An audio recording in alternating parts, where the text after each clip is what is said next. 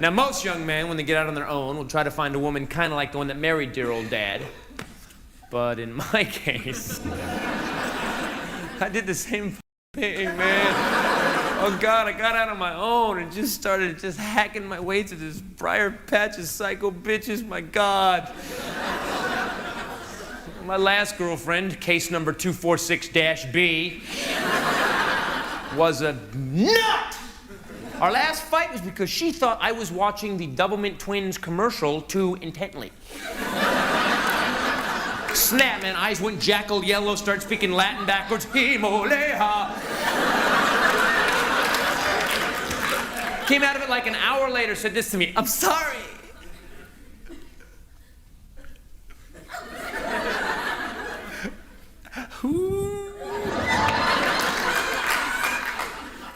I have a sugar imbalance.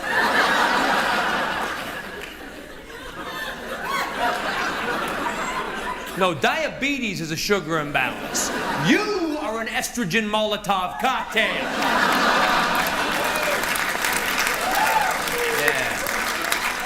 Yeah, I wish I'd said that. I'm gonna spend a night in jail because of that woman. But they don't let you stay in jail just because you're afraid of your girlfriend.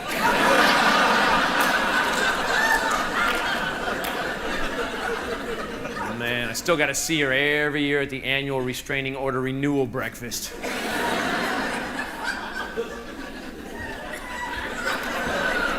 See, she had a little quirk, a little glit. We'd get in an argument, I would present my side of the argument. Her retort would invariably be to punch me in the face. 'Twas a sugar imbalance. I started carrying Twix in a holster. There's two for you, none for me.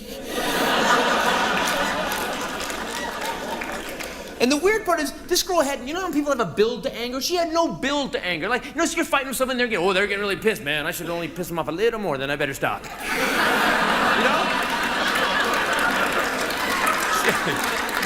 She had none of that, man. She had two speeds. I love you and And the only hint I ever got she was about to snap was a second before she would snap, the room would smell like ozone. Her and I had a fight Christmas Eve watching Rudolph the Red-Nosed Reindeer, where I ended up calling the cops. Yeah, that earns me a white trash black belt.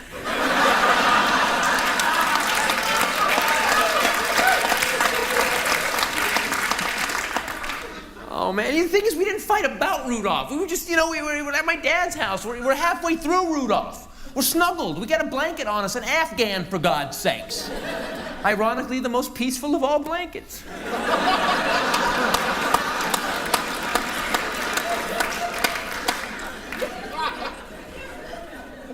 So we're watching Rudolph, you know, Hermie's gonna be a dentist, I'm stoked, and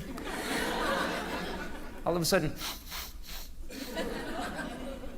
she goes, "What kind of loser watches this crap?"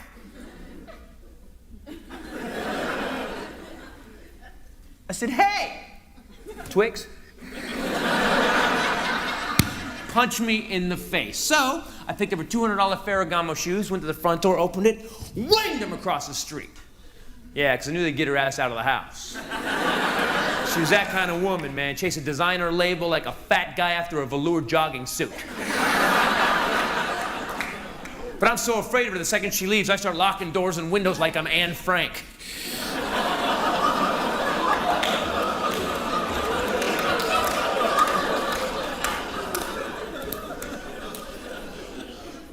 Then I sit down to watch Rudolph, God damn it.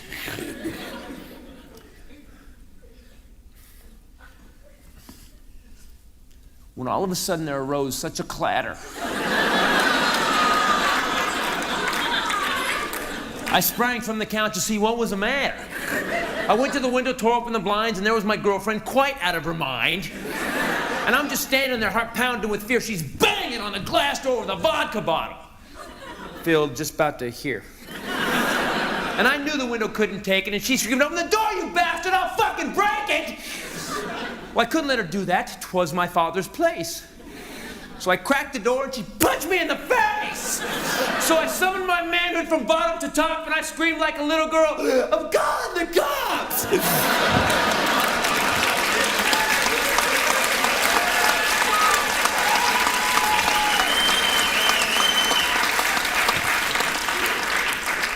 So I go down 911, she grabs her stuff and bails. Now, by the way, she was a 5-foot, 100-pound Jewish girl, and I still haven't forgiven the Jewish people.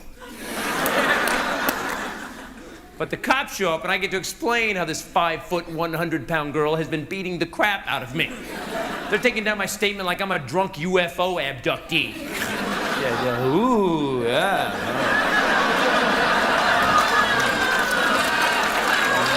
Oh, ooh.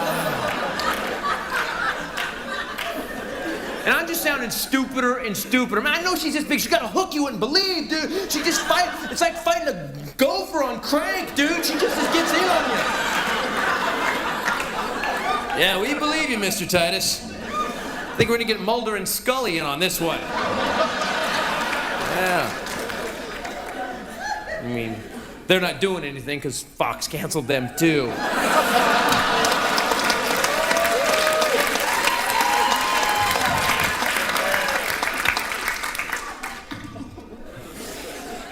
Cops leave, phone rings, it's her. She goes, "I took your father's camera and all his lenses. You don't come to my house right now, you're never gonna see that camera again." I just want to break up with this bitch, now it's a hostage situation. About that time, my dad comes home from a Christmas party. "How you doing, Christopher? I'd like you to meet your new possible mommy." I tell my dad what happened, he goes, "Screw it! You didn't need that witch anyways." I said, "Dad, she took your camera." "Well, you best apologize to the young lady then." So I went over to her house and she apologized to me, wearing the camera, red 4-inch stiletto heels, and nothing else. So I moved in with her.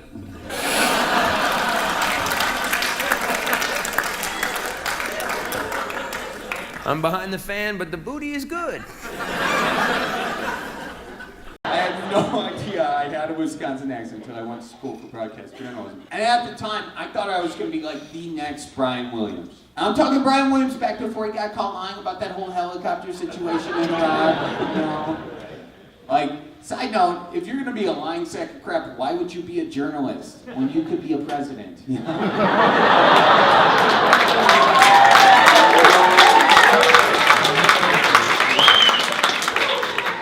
In case you're not cheering and hooting, I didn't say which president, so take the one you hate, put him in that joke, and we're all friends, man. We're all friends. Anyway, I wanted to be the next Brian Williams, and I had this professor who had like a golden NPR voice.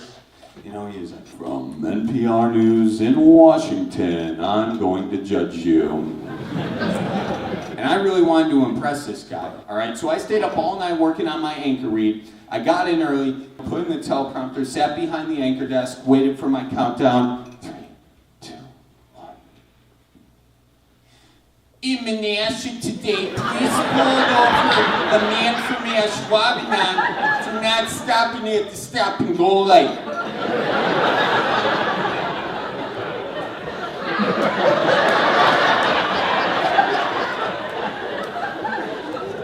Yeah, he wasn't smiling. He was just sitting there like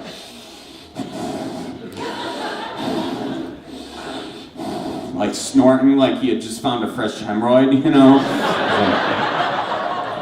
"Charlie, has anybody ever told you that you have a voice for print?" So roll out the barrel and get the band brewing. Life's got you down, just keep her moving. I tried therapy. I went to 3 sessions. The therapist I was seeing actually had a famous case where he was treating 2 people who'd killed their parents. Yes, because when I go to see a therapist, I don't like to fuck around, you know. I don't want to see a guy, you know, who's treating an executive who's, you know, trying to deal with his fear of success. You know, I want to talk to a guy who's dealing with someone who put a 12 gauge to his father's throat. There you go, that's a therapist. And I went to see him, and I went to see him, and I told him all the stories I've told you guys tonight. And after every story, he would look at me and go, "Interesting, Christopher. What do you think? Good, let that out. Tell me what you think. Good, excellent, that's healthy. What do you think? Okay, well, I'm paying you $150 an hour. I kind of want to know what the fuck you think."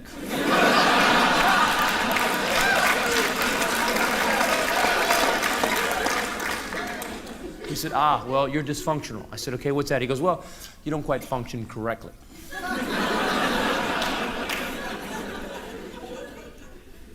So I'm paying you $1.50 an hour to tell me I'm broken. I was angry. So our last session, I kicked him in the groin as hard as I could. Now you don't function correctly. No charge. And I walked out of that session realizing I was slowly becoming one of those people that goes around, walks through life, you know, just blaming his present on his past. Well, that one friend, when you sit around telling stories, will tell the same lame-ass, tired story why his life hasn't worked out. Yeah, man, I didn't get that good job, you know why? And I didn't go to a good college, you know why? I'll tell you why. Dude, don't tell me again. And I want you to know something, man. We all feel really bad that when you were in Troop 182, the Scoutmaster rubbed your butt at the overnight jamboree. But what are you, like 30 now? You got life on backwards. Come here, let me flip it. There, see, now your past is behind you.